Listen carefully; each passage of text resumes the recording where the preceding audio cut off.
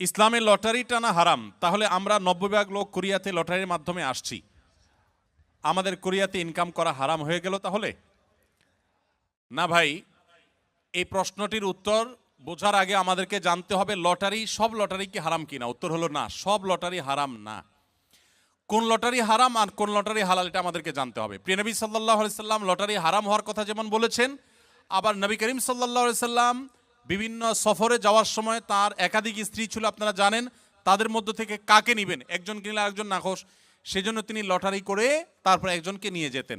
তাহলে নবী সাল্লাল্লাহু আলাইহি সাল্লাম লটারি করা নিষেধ এটা যেমন বলেছেন, আবার লটারির অপশনও রেখেছেন। তাহলে কোনটা হালাল আর কোনটা হারাম? এর উত্তর হলো, দেখুন, যেখানে আপনি ইনভেস্ট করবেন, 10 টাকা দিয়ে একটা লটারির কার্ড কিনেছেন, বা 20 টাকা 50 টাকা এনি অ্যামাউন্ট, এটা দিয়ে আপনি একটা কার্ড কিনেছেন, এরপরে অপেক্ষা করছেন লটারি কখন হবে। লটারি হলো, মিলে গেছে, আপনি 10 টাকায় 40 লাখ টাকা পাইলেন, আপনি 50 টাকায় 5,000 টাকা পাইলেন। এইভাবে যে লটারি হয়ে থাকে এটা হলো জুয়া, এটা পরিষ্কার হারাম।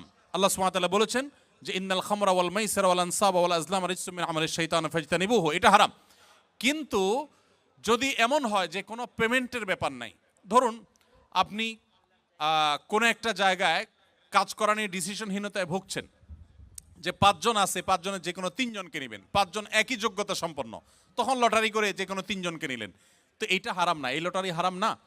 আমরা অনেক সময় দেখা যায় প্রশ্ন করবার জন্য এক একজনকে এক একটা প্রশ্ন করব, কিন্তু কাকে কোনটা করব, কে বলবে আমারটা সহজ আমারটা কঠিন হয়ে গেছে, সেজন্য লটারি করে আমরা প্রশ্ন তুলি, যার যেটা ভাগে আসে তাকে সেটা আমরা করি। তো এই লটারি হারাম না। যেই লটারিতে ইনভেস্ট আছে, টাকার বিনিময়ে লটারি করে কিনে তারপরে সেখান থেকে আপনি লাভ করার সম্ভাবনা থাকে, লাভও হতে পারে, লসও হতে পারে, পুরো টাকা মারও যেতে পারে, এই লটারিটা হারাম। আর এর বাইরে যে লটারির কথা বললাম এটা কিন্তু হারাম না। বিধায় আপনারা কোনো দেশে আসার জন্য যদি এই জাতীয় লটারি করে আসেন, তাহলে আপনাদের উপার্জন হারাম হবে না, ওই লটারি করাটাও হারাম হবে না। ইভেন যদি কেউ হারাম কোনো কিছু করে আসেনও, তাহলে ওই কাজটা হারাম হবে, এর কারণে আপনার হালাল উপার্জনও হারাম হয়ে যাবে, ব্যাপারটা সেরকম না। মেয়ের বিয়ের পর ছেলে বন্ধু বা কাজিন ব্রাদার বলে ছেলেদের সাথে কথা বলে, এই কারণে অনেক প্রবাসী দেশি ভাইদের সংসার, প্রবাসী বা দেশি ভাইদের সংসার ভেঙে যায়, এ বিষয়ে কিছু বলেন। দেখুন, বিয়ের পরে হোক আর আগে হোক, চাচাতো বোন, খালাতো বোন, মামাতো বোন, ফুফাতো বোন, শালাতো বোন, শালাতো বোন মানে শালিকা, যত রকমের এই টাইপের বোন আছে, এই সব বোনদের সাথে আমাদের পর্দা মেনটেন করতে হবে, ফরজ। পর্দা যদি আপনি মেনটেন না করেন আপনি গুনাহগার হবেন। চাচাতো বোন, খালাতো বোন, বাহিরের একজন অপরিচিত নারীর সাথে পর্দা করা যেরকম ফরজ, আপনার এই টাইপের বোনদের সাথেও পর্দা করা কি ফরজ, বরং শ্যালিকার সাথে পর্দা আরও বেশি গুরুত্বের সাথে আপনাকে করতে হবে। বিধায় এই বিষয়ে যদি কেউ ঢিলামি করেন তাহলে সংসারে অশান্তি হবে, সেটা সবার ক্ষেত্রে প্রযোজ্য, প্রবাসী হোক আর দেশি হোক। অনেকে আছেন বিয়ের পরও নিজের এই জাতীয় বোনদের সাথে খুব র্যান্ডম যোগাযোগ করছেন, হাই হ্যালো করছেন।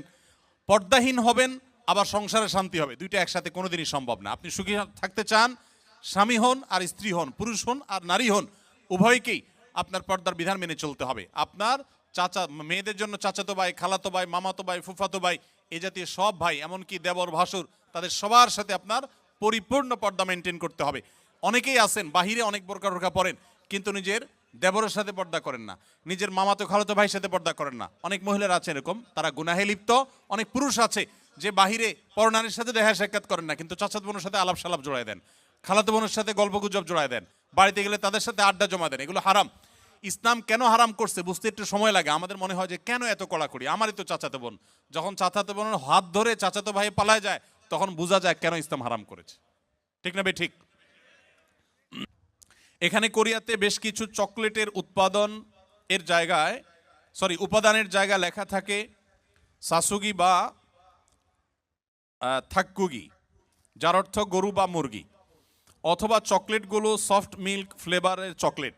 আদৌ পিওর গরু বা চিকেন আছে কি না তা বোঝা যায় না, থাকলেও হালাল কিনা আমরা সেটা জানি না। এমন নুডলসও আছে। এরকম চকলেট বা নুডলস খাওয়া আমাদের জন্য হালাল হবে কি না?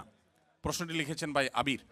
আপনার প্রশ্নের উত্তর হলো যে যত চকলেট আছে ওয়ার্ল্ড ওয়াইড, বেশিরভাগ চকলেটগুলোতেই আসলে হারামের উপস্থিতি বা উপাদান থাকার সম্ভাবনা জোরালো, সবগুলোতে না। অনেক চকলেট আছে এর বিপরীতে আলহামদুলিল্লাহ যেগুলো হালাল, যেগুলোতে হারাম কোনো উপাদান নেই। এই বিষয়টা পৃথিবীর অন্য অনেক দেশে নিরূপণ করা সহজ, আপনাদের কোরিয়াতে একটু কঠিন। আপনি জাপানে গেলেও দেখবেন যে বিভিন্ন বাজারে, বিভিন্ন সুপার মার্কেটে, বিভিন্ন মার্টে, সুপার মলে, সুপার শপিং মলে আপনি দেখবেন যে চকলেট হোক, যে কোনো ফুড হোক, সেখানে স্ক্যান করে চেক করা যায় এটা হালাল কি হারাম, এখানকার উপাদান কি, সব ডিটেল জানা যায়। এবং হালাল সার্টিফিকেশন প্রতিষ্ঠানগুলো খুবই স্ট্রং সেসব দেশে, যার কারণে হালাল সার্টিফিকেশনের উপরে নির্ভর করা যায়। আপনাদের এখানে এখনও সেটা হয় নাই, তবে আলহামদুলিল্লাহ যেভাবে দিন দিন আমাদের প্রবাসী বাংলাদেশি ভাইরা বাড়ছেন, পাকিস্তানি, আরাবিয়ান, অন্যান্য দেশি ভাইরাও দিন দিন আসছেন, আশা করা যায় অচিরেই ইনশাআল্লাহ কোরিয়াতেও হালাল সার্টিফিকেশনের অথরিটি এরকম গড়ে উঠবে, তখন আপনাদের জন্য সহজ হবে। আপাতত যারা এখানে আছেন আমি তাদেরকে বলবো, আপনি এটার উপাদানের মধ্যে সন্দেহপূর্ণ কোনো কিছু থাকলে সেটাকে অ্যাভয়েড করবেন। মনে রাখবেন, সন্দেহপূর্ণ বিষয়কে অ্যাভয়েড করাটা খুবই জরুরি একটা বিষয়। যেটা আপনি নিশ্চিত হালাল জানবেন শুধু সেটাই গ্রহণ করবেন, আর যেটাকে সন্দেহ মনে হবে সেটা আপনি অ্যাভয়েড করে চলবেন। চকলেট না খেলে কি আমরা মারা যাব ভাই? কি বলেন, চকলেট না খেলে কি খুব বেশি অসুবিধা হবে আমাদের? অতএব আমরা যথাসম্ভব সন্দেহপূর্ণ খাবার অ্যাভয়েড করে চলবো, তাহলে ইনশাআল্লাহ হারাম থেকে বেঁচে থাকা সহজ হবে। দক্ষিণ কোরিয়াতে মদ পান করা অনেকটা পানি পান করার মতো সহজ। আমরা অনেকেই এখানে শুকরের মাংস থেকে ঠিকই বেঁচে থাকলেও মদ অনেক সহজেই তেমনটা গুরুত্ব না দিয়েই খেয়ে থাকি। এত কষ্ট করে হালাল উপার্জন করেও মদ পানের মাধ্যমে আমরা নিজেদের উপার্জন ধ্বংস করছি এবং আখিরাতকে কতটা ক্ষতি করলাম।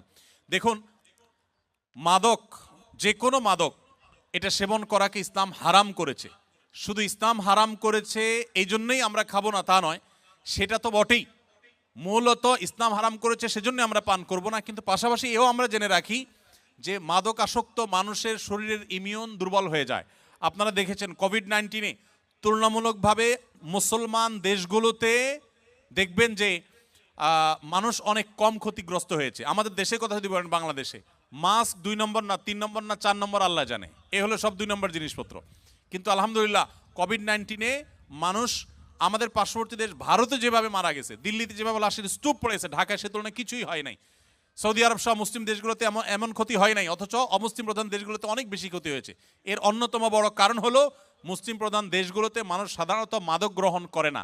মাদক গ্রহণ করতে করতে মানুষের লাং ক্ষতিগ্রস্ত হয়, বিভিন্ন অর্গান ক্ষতিগ্রস্ত হয়, মানুষ ধ্বংসের দিকে চলে যায়। তো আমরা, আল্লাহ তাআলা মাফ করুক, যাদেরকে আল্লাহ তাআলা তৌফিক দিয়েছেন হালাল উপার্জন করার, বিদেশে আসার, তারা এখানকার মাদকের ছড়াছড়ি দেখে যদি এখান থেকে মাদক সেবন করেন, গ্রহণ করেন, তো মনে রাখবেন দুনিয়া উপার্জন করছেন ঠিকই, আপনার আখিরাত ধ্বংস করছেন। মাদক সেবন করা হারাম, কঠোর হারাম।